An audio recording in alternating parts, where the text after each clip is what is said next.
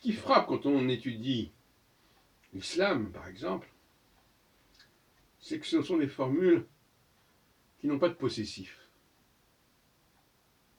Quand on dit Allah est le plus grand, quand on dit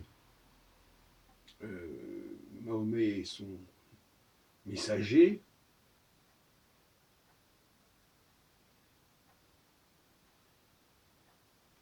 quand on dit il n'y a pas d'autre Dieu que Allah, qu'est-ce qui manque? Il manque le pour nous, pour moi, pour nous. Quand tu dis il n'y a pas d'autre femme que toi, c'est pour moi, c'est pas pour le monde entier. La formule d'ailleurs en yiddish, bei mir bist du schön. Pour moi, tu es belle. C'est-à-dire qu'on relativise quand même, quelque part, le jugement. Pour moi, tu es le plus grand des dieux. Alors, le problème, c'est que dans la formule de la profession de foi islamique, il y a le plus grand, mais pas des dieux, donc il y a déjà une chose qui manque. Évidemment, il n'y a pas pour moi ou pour nous. Donc on est dans une espèce d'abstraction. En comparaison, quand on compare avec les formes judaïques, c'est tout à fait frappant.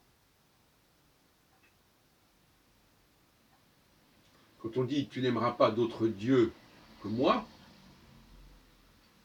ça veut dire qu'il n'y a pas d'autre Dieu. C'est-à-dire que toi, juif, tu n'épouseras pas d'autre Dieu, tu n'adoreras pas d'autre Dieu que moi.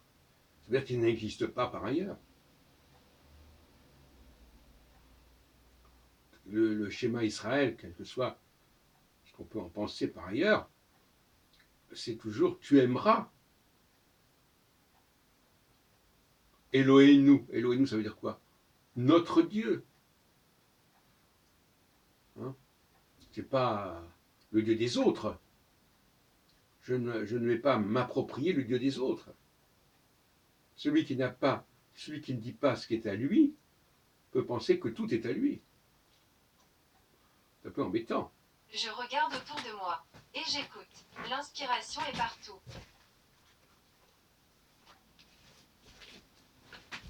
Excusez-moi, c'est mon téléphone qui fonctionne tout seul. Et puis, je terminerai parce que je ne voudrais pas faire 36 vidéos à ce sujet. Le christianisme et l'islam ont tendance à parler des païens qui seraient venus à l'islam et au christianisme. C'est pas vrai.